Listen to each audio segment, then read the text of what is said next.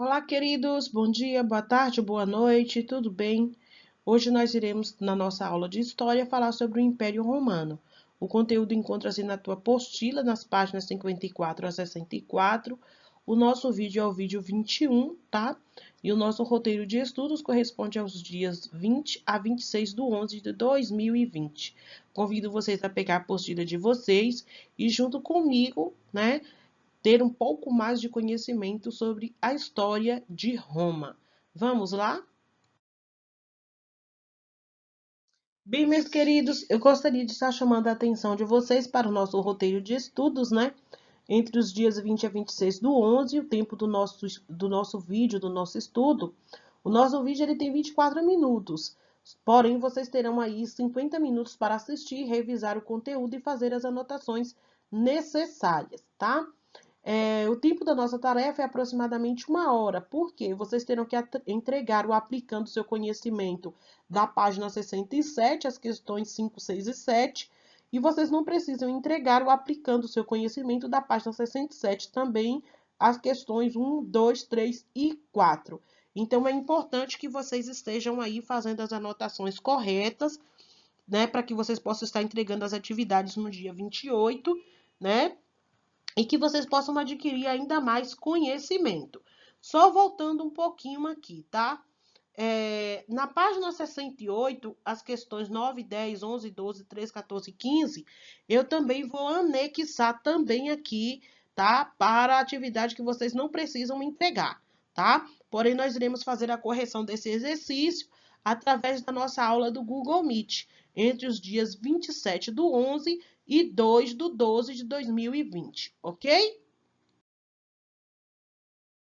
Bem, galerinha, em aulas anteriores nós falamos sobre a origem de Roma e hoje nós vamos falar basicamente sobre o Império Romano, né? Sobre toda a estrutura até chegar à sua queda. Então, nós vamos começar falando sobre Otávio, tá? Que recebeu aí o título de Augusto. Então, em 27, no século 27 a.C., Otávio ele recebeu o título de Augusto e tornou-se imperador com poder para governar Roma e todas as províncias conquistadas. Como nós já observamos lá no mapa da página 44, no capítulo anterior, os romanos eles conquistaram um vasto território e todas essas conquistas elas dependiam de um bom e de um grande treinamento do exército. Os romanos realmente eles tinham um exército muito poderoso e temido, né? Para se ter só uma ideia, a história diz que o exército ele possuía cerca de 390 mil soldados, né? É, é, por volta do século I depois de Cristo, além de proteger as fronteiras do império de possíveis invasões, o exército romano também se reprimia a revoltas nas províncias e, portanto, era responsável pela manutenção da paz e da tranquilidade propostas pelo imperador. O território conquistado por Roma foram divididos em províncias, algumas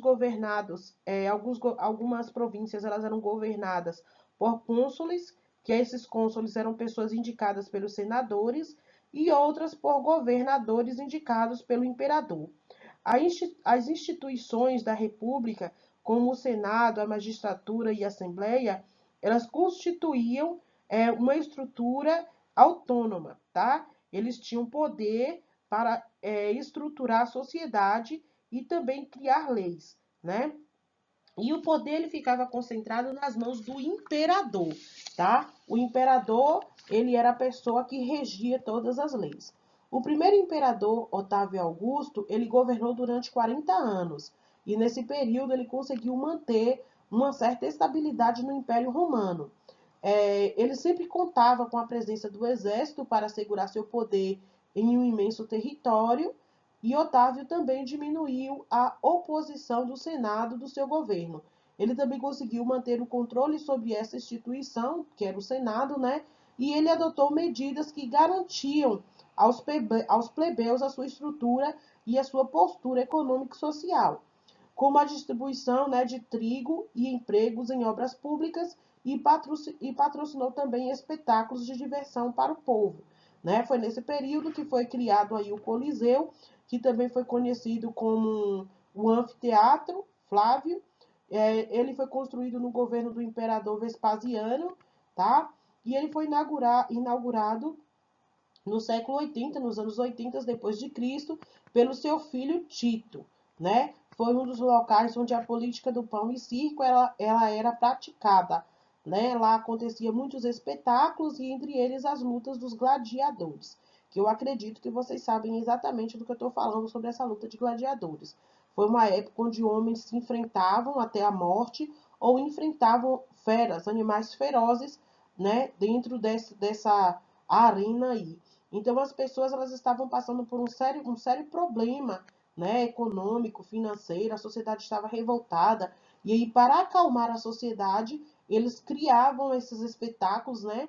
E as pessoas, né, infelizmente, não tinham uma visão ampla sobre de como elas estavam sendo manipuladas, elas iam para esses espetáculos, né, eles ficavam dias comendo e bebendo, porque o governo dava pão, dava água, alimentava eles para ficar assistindo aqueles espetáculos, né, horrendos, porque eram horrendos mesmo. Pensem em vocês verem homens sendo despedaçados por feras, ou até mesmo eles se matando, né, dentro de uma arena, e o povo ia aplaudir, e o povo gostava, porque esses homens eram escravos, né, e esqueciam dos problemas que eles tinham diante do governo. Então, quando nós falamos da política do pão e circo, nós falamos de um período em que o Império Romano eles manipulavam a sociedade, dando para eles diversão, para que eles esquecessem dos problemas que o governo estava passando junto com a população. O governo em si não, né? Porque o governo tinha sua estrutura econômica, mas nós podemos falar sobre a sociedade menos favorecida, que nesse caso eram os plebeus que conseguiam ser facilmente manipulados aí por conta da distribuição do trigo e dos empregos e das obras públicas que foi criado por Otávio Augusto com o objetivo de aproximar esses plebeus mais para perto do governo, tentando impedi-los de possíveis revoltas. A Pax Romana. Essa Pax Romana também se chamava Paz Romana e ela aconteceu no governo de Otávio Augusto, né? Ainda houve algumas conquistas de território e entre eles a região da Palestina. Então, com todas as medidas que adotou e com o controle do poder em suas mãos, Otávio Augusto ele assegurou uma certa estabilidade no império, né? E esse período de relativa tranquilidade ele ficou conhecido como Pax Romana, né? Na verdade, a gente fala Pax Romana, mas a gente sabe muito bem que essa paz era uma falsa paz que existia no império. Então, assim, nós podemos imaginar as dificuldades, né, para governar a grande extensão do território romano, porque o império ele estava assim muito crescido, muito crescido. E quando a gente fala sobre crescimento, eu gostaria que vocês analisassem esse mapa aí da página 56 de vocês, onde esse mapa ele mostra como o Império Romano ele se tornou tão imenso após várias conquistas de território em vários continentes, né? Vocês observando esse mapa aí da página 56, vocês podem observar melhor o percurso dos romanos e suas construções e dominações que foram desenvolvidas ao longo dos anos, tá? Então a gente pode ver aí que o tamanho do império era imenso. E como eu falei para vocês, para organizar todo esse império não era muito fácil. Então, para facilitar o contato entre as províncias conquistadas e Roma, o imperador eles nomeavam governantes para administrar essas províncias, onde também havia uma rede de estradas e essas redes de estradas ela ligava as províncias a Roma, o que contribuía para uma maior comunicação entre as províncias e o império. E além dessas questões enfrentadas pelo governo, também era preciso manter e lidar com as catástrofes naturais, tá? Quando nós falamos sobre catástrofes naturais, nós falamos sobre intemperismo, né? E aí, quando foi no ano de 79 a.C., no governo do imperador Tito, o vulcão Vesúvio ele destruiu a cidade de Pompeia, que se localizava ao sul da Itália. Então, houve vários mortos, né? Vocês podem ver aí na apostila de vocês, na página 57, o número de pessoas que foram mortas aí, né? E aí as pessoas estão calcificadas, tá? Olhando aí nessa imagem da apostila 57. Na apostila, na página 57. É importante que vocês estejam sempre com a apostila na mão durante as aulas e as explicações, que é para facilitar ainda mais o conhecimento de vocês. Então, quando a gente fala sobre essa Pax Romana, a gente fala sobre um período em que o governo lutou e muito para estabilizar, né, a sociedade e evitar conflitos e também problemas dentro da sociedade romana. Por isso que Pax Romana significa paz romana, e foi um período de luta do Império para manter um governo sólido e sem problemas futuros que lhes trouxessem consequências seguidas. A crise do Império Romano. Bem, gente, após o governo de Otávio Augusto, aconteceram várias dinastias, né? Dentro do Império Romano. Porém, nem todas conseguiram manter a estabilidade política e econômica do Império.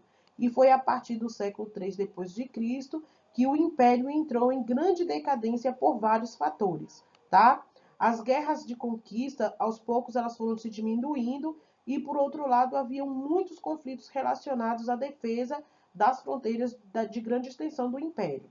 Como eu falei para vocês anteriormente, o Império ele cresceu muito, chegou a outros continentes, né? E isso aí acabou trazendo assim uma consequência muito grande para o Império Romano. Então, outros povos chamados pelos romanos de bárbaros, porque não eram da mesma cultura que eles estavam à procura de terras férteis e aos poucos eles entraram no território romano. Então, muitos eram expulsos e outros, porém, passavam a viver e a trabalhar nas regiões do império, tá? Então, com o fim das conquistas, o número de escravos diminuiu muito e Roma era uma população extremamente escravizada, tá? Onde a maioria da sociedade eram escravos e eram quem fazia todo o trabalho dentro do Império Romano, tá? Então, com o fim dessas conquistas aí, o número de escravos caiu muito, causando assim uma grande crise na produção agrícola devido à falta de mão de obra. E aí, para atrair os trabalhadores à agricultura, os proprietários de terra, eles criaram uma nova forma de trabalho que ficou conhecida como colonato, que aos poucos iria substituir a escravidão.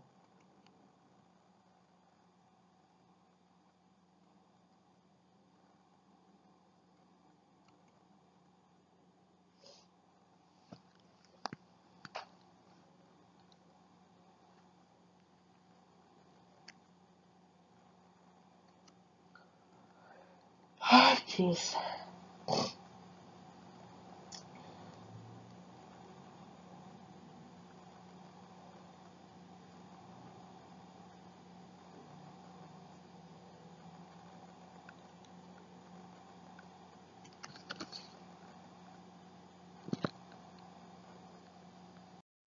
Nesse regime, os grandes proprietários eles cediam parte de suas terras para as pessoas pobres dos campos e das cidades. Em alguns casos, esses escravos também eram convertidos à condição de colonos, pois seus donos eles não tinham condições de sustentá-los. E em troca de lote de terras e de proteção do proprietário, os colonos eles deveriam ceder parte de sua produção agrícola a ele. Então, a crise na produção agrícola e o aumento dos preços desses produtos também afetaram e muito o comércio e também outras atividades dentro da cidade. Então, com isso, aos poucos, muitas pessoas deixaram a cidade para viver no campo, em um processo conhecido como ruralização. E outro fator que contribuiu muito para a crise do Império Romano estava relacionado ao exército, tá? Porque os soldados, eles estavam descontentes com seus baixos salários, né? E eles se aliavam-se aos generais, que eram extremamente ambiciosos, né, para tomar o poder. E foi durante o século III a.C. que muitos imperadores eles foram assassinados por seus soldados, a mando de outros generais. Então havia assim, muitas disputas entre grupos políticos dentro do exército, né, onde o império ele não soube controlar esses conflitos. E além disso, houve também um número exagerado de corrupção, né, que também era um fato marcante, pois os funcionários do governo, eles desviavam muitas riquezas, que na verdade eram os pagamentos de impostos que as pessoas faziam dentro do império. Isso que eu acabei de explicar para vocês, que falar para vocês, foram os principais fatores para que começasse uma grande crise dentro de um império forte, rico e que acabou sendo mal administrado, né? Depois da morte de Otávio Augusto, não se encontrou nenhum outro imperador que pudesse dar continuidade no trabalho que Otávio fez e manter manter o controle da sociedade, como Otávio Augusto conseguiu. As invasões e a queda do Império Romano. Bem, gente, os povos bárbaros, entre eles os germânicos, eles já ocupavam as fronteiras do Império Romano do Ocidente, desde o século III. Porém, com a chegada dos hunos, que eram povos vindos da Ásia Central, no século V, eles foram obrigados a invadir as fronteiras do Império Romano em busca de regiões para estabelecer-se, E aí, em 476, com o Império totalmente enfraquecido, por tudo que eu já falei para vocês anteriormente, os povos germânicos eles conseguiram invadir Roma, tá? E o seu líder assumiu o poder com o título de rei.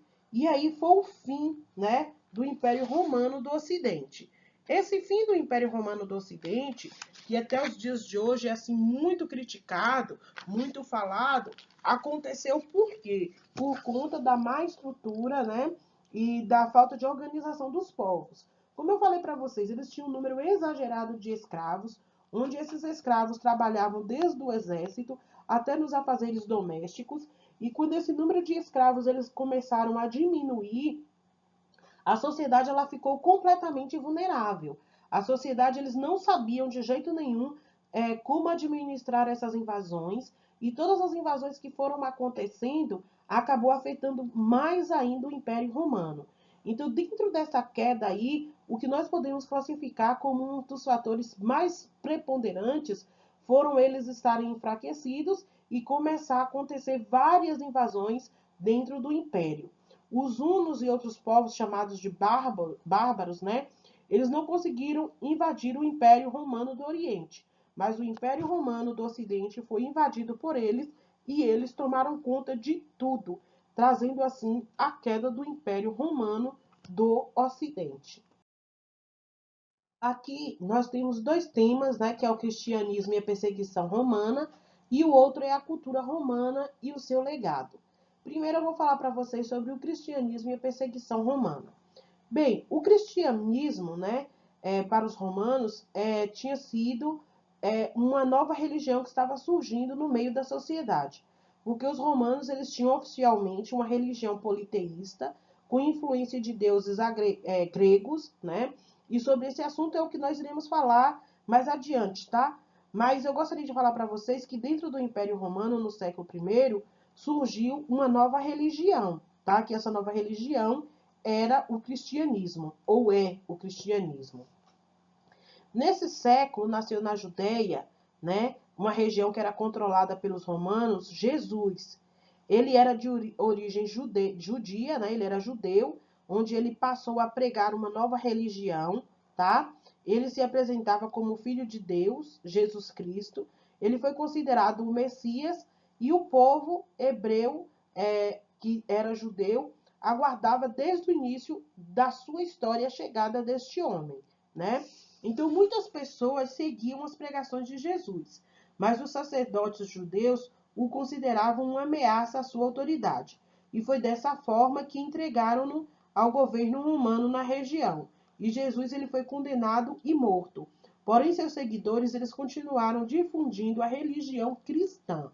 Eu gostaria de deixar bem claro para vocês uma coisa. O cristianismo ele é real, o cristianismo ele existe e ele está dentro da história. Jesus Cristo ele não é um mito, gente. A história de Jesus Cristo ela não é uma história mitológica. Ela é uma história que está muito bem fundamentada dentro da história geral, tá? E quando a gente fala sobre Roma e fala sobre o cristianismo, nós estamos falando sobre o Jesus Cristo, do qual muitos de nós acreditamos e adoramos nos dias de hoje, tá? Então esses cristãos aí, eles foram muito perseguidos pelo Império Romano, pois eles não respeitavam o culto oficial de Roma ao imperador, e apesar das perseguições, eles ameaçavam, eles ameaçavam assim. O império ele se sentia ameaçado, porque essa nova religião estava contrapondo tudo que era pregado, principalmente pelo império, E aí, eles começaram a influenciar religiosamente a sociedade do império. E assim, quando foi assim quando foi em 313, o imperador Constantino, ele acabou se convertendo ao cristianismo e foi quando ele concedeu a liberdade religiosa e todas as religiões do Edito de Milão. E foi no ano de 380 que o imperador Teodósio tornou o cristianismo a religião oficial do Império Romano. Então, hoje, por que o cristianismo ele é tão ligado a Roma, né? Porque Roma é onde fica o centro da Igreja Católica, porque Roma hoje é o principal foco cristão, porque o cristianismo surgiu lá. Jesus Cristo, ele surgiu nesta região, né? E ele veio com um ideal de transformação, de libertação. Naquela época, o número de escravos que seguiam o império era muito grande. E por serem maltratados, por serem desrespeitados, muitos deles buscavam uma forma de sobreviver. Então, quando Jesus Cristo saiu com o ideal, quando Jesus Cristo surgiu com o ideal de transformação de vida, onde as pessoas elas teriam noção de que nessa vida terrena, elas não teriam nenhum lucro, mas elas morreriam tendo direito à salvação e uma vida eterna de alegria, as pessoas elas se apegaram nesse ideal e elas abriram mão, né, de seguir o império e muitas delas morriam dentro da ideia de que Jesus Cristo iria transformá-las e que após a morte eles teriam uma vida digna, né, junto a Deus. Então eles eram muito maltratados. E quando eles viram essa proposta de transformação de vida, onde eles teriam uma vida eterna e uma vida diferente, muitos se apegaram a essa ideia e realmente seguiram o cristianismo. Tá bom, gente? É assim que eu posso afirmar para vocês, né, que o cristianismo ele se tornou muito forte e acabou difundindo o mundo inteiro, né? Eu, particularmente, sou cristã, tá? Gostaria de deixar isso bem claro para vocês. Acredito em Jesus Cristo, sigo Jesus Cristo como o autor e consumador da minha fé, tá? E aí eu vou falar para vocês sobre a cultura romana e o seu legado, tá bom? Vamos falar um pouco sobre isso. A cultura romana e o seu legado. Bem, eu trouxe aqui para vocês a imagem do Coliseu, né? Onde ele representa muito bem a questão da cultura romana. Eu já expliquei para vocês anteriormente como este Coliseu ele representou a política do pão e circo dentro de Roma. E eu vou falar para vocês agora um pouco mais sobre essa estrutura política e cultural, né, do Império Romano. Bem, nos primeiros séculos de nossa era, o Império Romano ele estendia-se por um vasto território.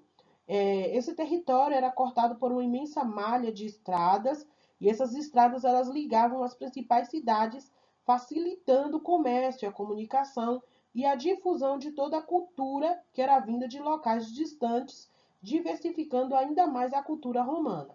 Então, com a inclusão de diversos povos ao Império Romano, muitos costumes acabaram se misturando. Assim, esses costumes romanos, como a religião cristã, o idioma latino, deu origem a línguas neolatinas ou românicas, e as leis escritas elas foram assimiladas por esses povos. E em nossa cultura, né, nós sofremos grande influência romana, como a língua que falamos e ao empregar, por exemplo, as palavras latinas e ou palavras radicais latinos. Então, quando a gente fala sobre a cultura romana, a gente fala também sobre a constituição do direito adquirido, tá? Essa constituição, que nós podemos falar de constituição do direito adquirido, é o conjunto de leis que foram estabelecidos em Roma e que teve a sua origem com a lei das 12 tábuas. Essa lei das 12 tábuas serviu de base jurídica para muitos povos e ainda na atualidade ela influencia muitos países, incluindo o nosso país, o Brasil.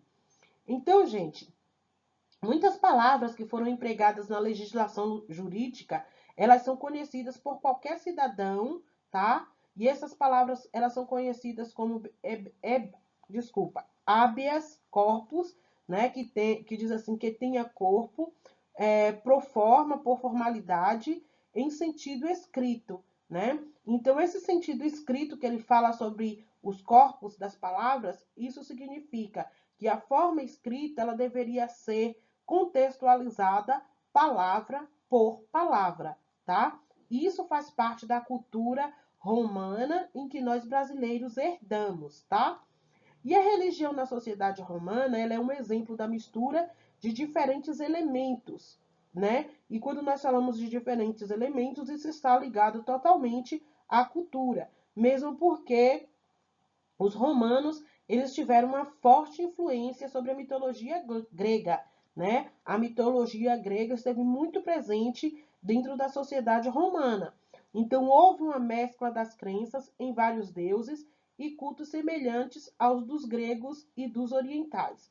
Os romanos, eles adotaram os deuses gregos, dando-lhes outros nomes latinizados, tá? Que não eram bem os mesmos nomes gregos. Por exemplo, para os gregos, o nome era Zeus, para os romanos, Júpiter, e para outros, Deus dos deuses. Aí Afrodite, por exemplo, ela é chamada de Afrodite no grego e de Vênus no latim, no romano, onde no latim significa beleza, né?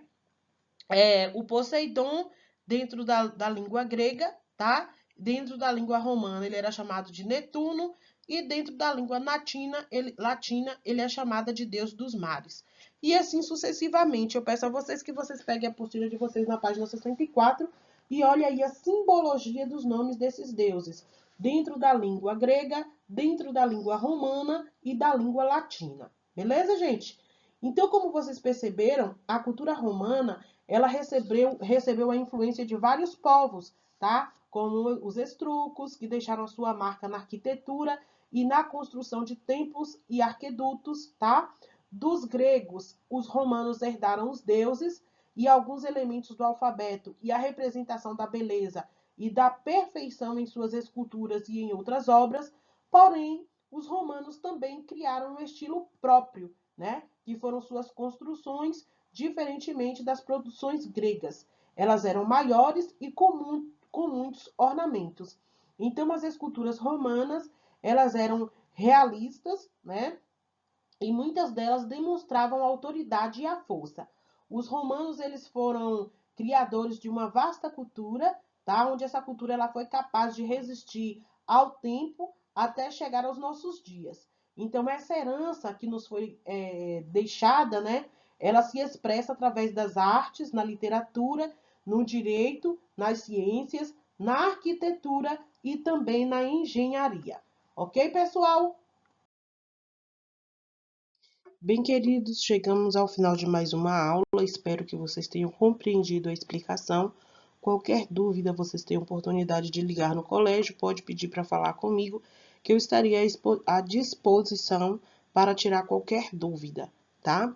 Um forte abraço para vocês, até o nosso próximo encontro. IP 2020, um colégio com muito mais emoção.